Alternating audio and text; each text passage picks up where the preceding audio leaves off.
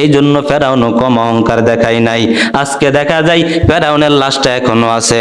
ওই ফেরাউন বলছে আমি হইলাম অনেক ক্ষমতার মালিক, কিন্তু আল্লাহ বলে ও ফেরাউন, যেই ক্ষমতা দেখাইতেছো আমি আল্লাহ যদি ধরি ওই ক্ষমতা তোর থাকবে না। আল্লাহ ছাড় দেন, কিন্তু আল্লাহ কখনো ছেড়ে দেন না। কথা বলেন ঠিক কিনা?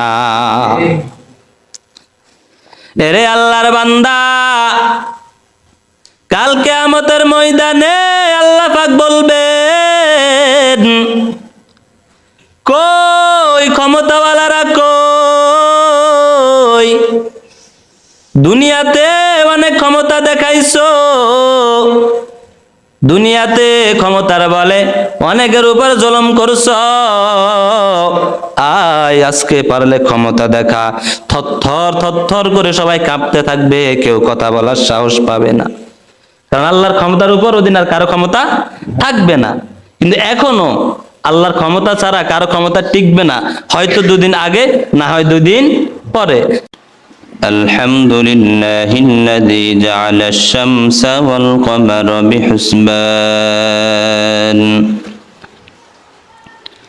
ওয়ান নাজমা ওয়াশ শাজারু ইয়াসজুদান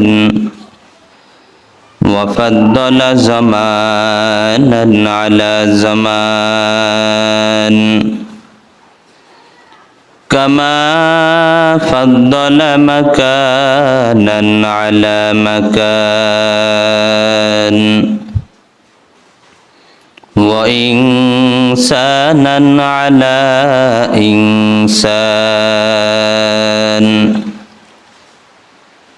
ونشهد أن لا إله إلا الله وحده لا شريك له لا ضد له ولا ند له ولا مثل له ونشهد أن سيدنا وسندنا وحبيب ربنا وطبيبنا وطبيب قلوبنا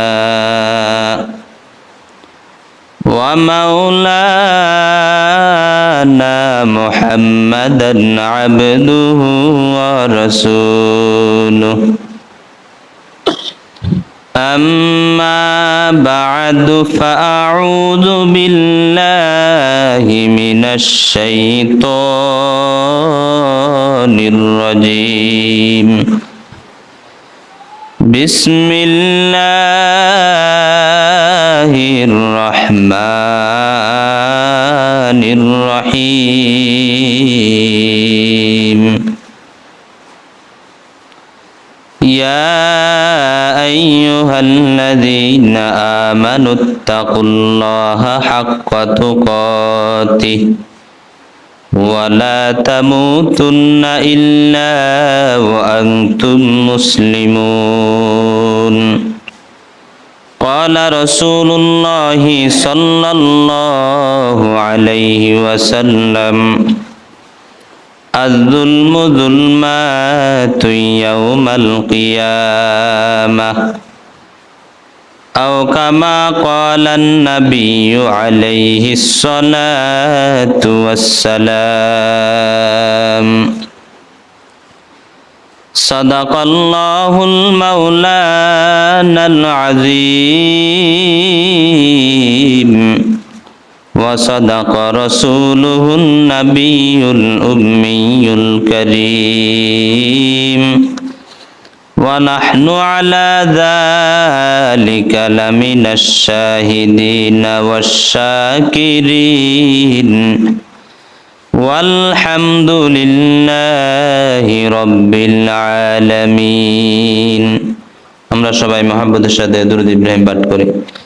اللهم صل على محمد وعلى آل محمد كما صليت على إبراهيم وعلى آل إبراهيم إنك حميد مجيد اللهم بارك على محمد وعلى آل محمد كما باركت على إبراهيم وعلى آل إبراهيم إنك حميد مجيد আলহামদুলিল্লাহ।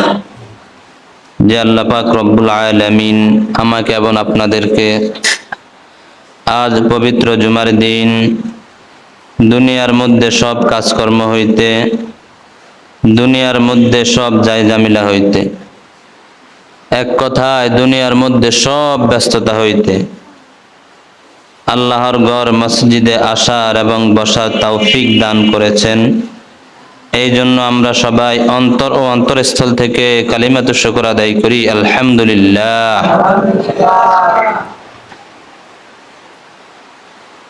আমরা যে মসজিদে আসতে পারছি এটা আমাদের জন্য অনেক বড় নেয়ামত। আমার মতো আপনার মতো অনেক যুবক ভাই, অনেক বৃদ্ধ বাবাজিরা জানা সত্ত্বেও এখনো মসজিদে আসতে পারে নাই। জানে আজকে শুক্রবার, জানে না? জানে, কানে আজানের আওয়াজও পৌঁছে, কিন্তু আজানের আওয়াজ পৌঁছার পরও এখনো আসতে পারে নাই, কারণ আল্লাহ তাকে তৌফিক দেয় নাই। যদি তৌফিক দিত অবশ্যই কি আসতে পারত। এই জন্য ভালো কাজ করার জন্য আল্লাহ তৌফিক দরকার আছে না নাই? আছে। কেউ ইচ্ছা করলেই কিছু করতে পারে না যদি আল্লাহ সেটা না করায়। আবার অনেকে আছে চেষ্টা করে না, যে আল্লাহ তো আমার তৌফিক দেয় না, এর লাগি আমি যাই না। তাহলে কি হবে? না, চেষ্টা করা লাগবে, আল্লাহর কাছে তৌফিকের জন্য দোয়াও করা লাগবে। এজন্য আল্লাহ বলেন, আমি আল্লাহ যাকে চাই তাকে দিয়ে ভালো কাজগুলো করাই, যাকে চাই না তাকে দিয়ে ভালো কাজগুলো করাই না। আল্লাহ পাক আমাদের দিকে রহমতের দৃষ্টি দিছেন বিদে আমরা কি মসজিদে আসতে পারছি। যদি না দিতেন আসতে পারতাম না। এই জন্য সব কাজে আল্লাহর রহমত লাগবেই। তা আল্লাহ পাক যে আমাকে আপনাকে সুস্থ রেখে যে মসজিদে আনছেন, এটাও অনেক বড় নেয়ামত। আপনি একা সুস্থ মানে আপনার বাবা সুস্থ, আপনি একা সুস্থ মানে আপনার মা সুস্থ, আপনি একা সুস্থ মানে আপনার ভাই সুস্থ, আপনার বোন সুস্থ, আপনি একা সুস্থ মানে আপনার আত্মীয় স্বজন পাড়া প্রতিবেশী সবাই সুস্থ। এখন প্রশ্ন করতে পারেন, হুজুর সুস্থ হলাম আমি একা, আমার মা কিভাবে সুস্থ? সুস্থ হলাম আমি একা, আমার বাবা কিভাবে সুস্থ? সুস্থ হলাম আমি একা, আমার ভাই বোন আত্মীয় স্বজন পাড়া প্রতিবেশী কিভাবে সুস্থ? আমি একা সুস্থ হইলাম, তারা আবার সুস্থ কিভাবে? কষ্ট আছে। এরে আল্লাহর বান্দা, আপনি যদি অসুস্থ থাকতেন তাহলে আপনার বাবা আপনাকে নিয়ে টেনশন, আপনাকে নিয়ে হাসপাতালে যাওয়া লাগতো। আপনি যদি সুস্থ থাকতেন আপনার ভাই বোন সবাই চিন্তা করতো, আপনার মাও চিন্তা করতো আমার ছেলেটা অনেক অসুস্থ, আমার ছেলেকে হাসপাতালে নিয়ে গেছে। আপনার মায়ের কান্না বন্ধ হয়ে যাইতো, আপনার মা বাবার ঘুম বন্ধ হয়ে যাইতো। এই জন্য আপনি একা সুস্থ মানে আপনার মা সুস্থ, আপনার পাড়া প্রতিবেশী আত্মীয় স্বজন সবাই সুস্থ, ঠিক কিনা? এই জন্য আল্লাহ যে আমাদেরকে সুস্থ রাখছেন, এটা অনেক বড় নেয়ামত। কিন্তু আমরা সুস্থতা পাইয়াও সুস্থতার কদর করতে জানি না। অথচ অনেক মানুষ মসজিদে আসতে চায় কিন্তু সে হাসপাতালে বেডে শুয়ে আছে, আছে না অনেক? কিন্তু আল্লাহ আমাদেরকে হাসপাতালে বেডে শোয়াইছেন? শোয়াইনি। অনেক মানুষ এখনো বাড়ি ঘরে আছে, সুস্থ মানুষ, চিন্তা করছে হুজুরে যখন খুতবা দিয়ে দাঁড়াইবে, পয়েন্ট শেষ করবে, তখন যাবে, যখন জুমার নামাজে দাঁড়াবে তখন যাবে। আপনার উচিত আগাকা সবসময় আলোচনা সেই দিকে না, আলোচনা করব ক্ষমতা সম্পন্ন। আজকে আমরা ক্ষমতা পাই, আমরা অন্যের উপর জুলুম অত্যাচার করি না? করি। অথচ দুনিয়াতে, আখেরাতে আল্লাহর ক্ষমতা ছাড়া আর কার ক্ষমতা চলবে? দুনিয়াতে সাময়িক সময়ের জন্য চলতে পারে, কিন্তু আখেরাতে কি চলবে? চলবে। قال رسول الله صلى الله عليه وسلم المسلم من سلم المسلمون من لسانه ويده। মদিনাওয়ালা নবী জানাইয়া দেন, খাঁটি মুসলমান, পরিপূর্ণ মুসলমান তো হলো ওই ব্যক্তি যার হাত ও মুখ হইতে অপর মুসলমান নিরাপদ থাকে। শুধু মুখ হইতে নিরাপদ থাকলে হবে না, আপনার হাত থেকে অপর মুসলমান নিরাপদ থাকতে হবে। আজকাল দেশে দেখা যায় মুখ থেকেও যদি নিরাপদ থাকে, অনেক মুসলমানের হাত থেকে রেহাই পাই না, পাই না। এই জন্য দেখা যায় অনেক মানুষ মাজলুম হয়ে আছে, কিন্তু কিছু বলতে পারে না, কারণ তার ক্ষমতা আছে, তাকে কি বলবে বলার কিছুই নাই। এই জন্য আল্লাহর নবী জানাইয়া দেন, ক্ষমতার বড়াই চিরকাল থাকবে না রে মুমিন। হে উম্মত, হাত মুখ থেকে অন্যকে নিরাপদ রাখো, তাহলেই তুমি খাঁটি মুসলমান হতে পারবা। তোমার হাত মুখ থেকে যদি অপর মুসলমান নিরাপদ না থাকে, তাহলে তুমি কি পরিপূর্ণ মুসলমান হতে পারবা না। আজকাল আমরা ক্ষমতা পাইয়া অন্যের উপর ক্ষমতার অপব্যবহার করি, অথচ এই ক্ষমতার একটা মেয়াদ আছে, 5 বছর 10 বছর, কিন্তু আল্লাহর ক্ষমতার কোনো মেয়াদ আছে নাকি? কথা বলেন, আছে? 5 বছর মেয়াদ, 10 বছর, 20 বছর, কোনো মেয়াদ নাই, চিরকাল চিরন্তন। আল্লাহর ক্ষমতার কোনো মেয়াদ নাই, অথচ আমরা 5 বছরের ক্ষমতা পাইয়া অন্যের উপর ক্ষমতার অপব্যবহার করি। অথচ আল্লাহ বলে, বান্দা এই ক্ষমতা তুই কয়দিন বা দুনিয়াতে ক্ষমতা দেখাইতে পারবি রে গোলা। নমরুদের চাইতে বড় ক্ষমতাওয়ালা হতে পারে নাই, ফেরাউনের চাইতে বড় ক্ষমতাওয়ালা হইতে পারো নাই, হামানের চাইতে, কারণের চাইতে বড় ক্ষমতাওয়ালা হইতে পারো নাই।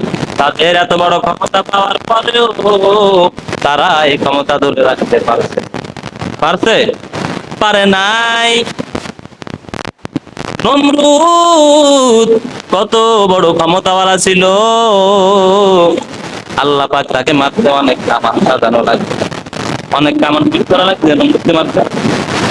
একটা অসুস্থ মশা দিয়ে একটা ভ্যাংরা, অথচ নমরুদের কত ক্ষমতা ছিল। আল্লাহ পাক রব্বুল আলামিন বলেন, আমি নমরুদকে মারবো। কে আছো? কার মাধ্যমে মারবো? একদম ছোট বাহিনী দ্বারা মারবো, ছোট সৈন্য দ্বারা মারবো। একদল মশা এসে বলে, আমরা এত সবচেয়ে ছোট বাহিনী, আমাদেরকে দিয়ে দেন, আমাদেরকে আদেশ দেন। আল্লাহ বলে, না না, তোমরা তো সুস্থ মশা, এর চেয়ে তো নিম্ন কেউ ল্যাংড়া মশা আছে কেউ? একজন এসে বলে, আল্লাহ আমি আছি। কি তুমি কেমন মশা? আল্লাহ আমি প্যারালাইসিস, আমার একটা ঠ্যাং শেষ, আমার একটা পাও নাই। আল্লাহ বলে, ঠিক আছে। আল্লাহ জিব্রাইলকে খবর দিল, জিব্রাইল এই ল্যাংড়া মশাটাকে নিয়ে যাও। জিব্রাইল বলে, ও ল্যাংড়া মশা, আমার ফোন নাম্বারটা একটু রাখতো, ফোন নাম্বার নিয়ে যাই, আমি যখন তোরে কল দিব সাথে সাথে তুই চলে আসবি, আর যা যা বলবো তুই তা তা করবি। মশা বলে, ঠিক আছে। কি মশা, ভালো মশা নাকি ল্যাংড়া মশা? ল্যাংড়া মশা। জিব্রাইল আমিন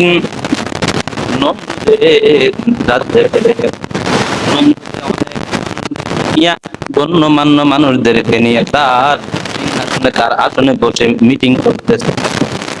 জিব্রাইল আমিন মশাকে ফোন দিছে, ও ল্যাংড়া মশা, আসো, এখন সময় হয়েছে, জলদি করে চলে আসো। ল্যাংড়া মশা বলে, ও জিব্রাইল আসতেছি। বলে, এখন কি করবো? জিবরাইল আমিন বলে এখনই কাম করতে হবে যা করার। বলে এখন নমরুদে তার গণ্যমান্য মানুষদেরকে নিয়ে এখন মিটিং করতেছে, মিটিং। এখন তুমি তার নাক দিয়ে ঢুকে মাথা চুলতে চলে যাবা। নমরুদের সামনে মশাটা চলে আসলো নাকের মধ্যে, ওই মশাটা সুন্দর করে ঢুকে গেল নাকের মধ্যে। যখন মাথার ভিতরে চলে গেল, এখানে হাজির। মজা বলতে কত সুন্দর সোফা। মাথার মজা কি শক্ত না নরম? ভিতরে যে মগজগুলো আছে এগুলো শক্ত না নরম? নরম।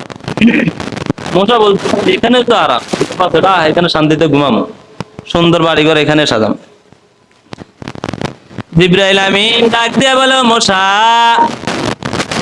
এখানে তুমি আরামের জন্য আসো নাই, এখানে এমনি বসে থাকলে হবে না। এখন নমরুদে তার গণ্যমান্য মানুষদেরকে নিয়ে মিটিং মিছিল করতেছে। এখন যাই করার এখন তোমার করা লাগবে।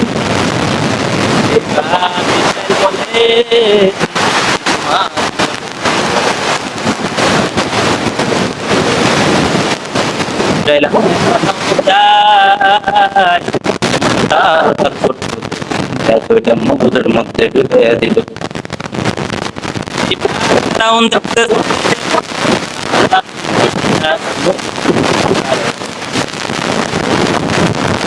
মাথা থাপড় দেওয়া শুরু করে। এখন গণ্যমান্য কি মানে খোদা মান নাই। এখন সবাই দেখতেছে নমরুদের সার্কাস খেলা দেখাইতেছে। ঘটনা কি আমাদের খোদা এমন করতেছে, জিনে ধরছে না ভূতে ধরছে না শয়তানে ধরছে? এখন খোদা তার কথা আমাদের সব চলবে, তার আবার কি তৈরি করছে তিনি যে লাফা বুঝতে পারবে। সাপ খেলা দেখায়, সবাই চালিয়ে রেখে। এখন নমরুদের তো মাথা গরম, সবাই তাকে খবর দেয়, যত খবর দেয় ওজা খবর দেয়, ডাক্তার খবর দেয়, কবিরাজ খবর দেয়, কোনো লাভ নাই। যত বড় ডাক্তার আছে নিয়ে আস, যত বড় ওজা আছে নিয়ে আস, কিন্তু কোনো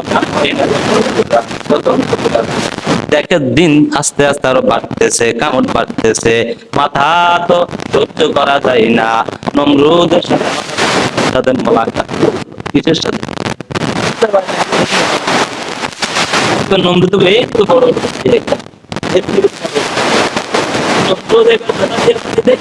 বাড়ি দেওয়ার সাথে দেখে তো আর জিবরাইল মোটাকে বলে মোটা নমরুদে যখন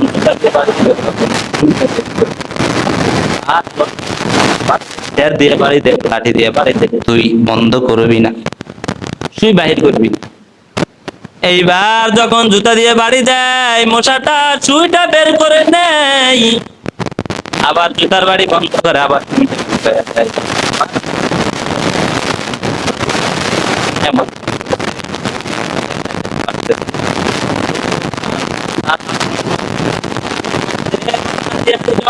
ও আমার পদারা কে এত একটা চাকরি নিবা, তার চাকরিটা হলো শুধু আমাকে জুতার বাড়ি দিবা আর কিছুই না।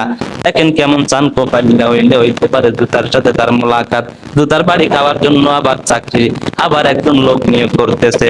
এখন বলেন তো দেখি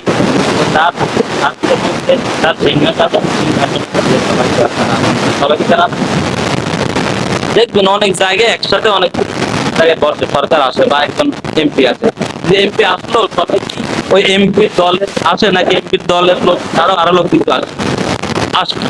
এখন এই নমরুদের সিংহাসনের মধ্যে তার বিরোধী লোক আছে, একজনের বিরোধী দাঁড়ায় বলে এতদিন তো সুযোগ পাই নাই, কম জ্বালাস নাই তুই আমাদের, আজকে সুযোগ পাইছে চাকরিটা আমিন তাইয়া বলতে তোর খোদা কি চাকরি করা লাগবে একটু জানাইয়া দেন।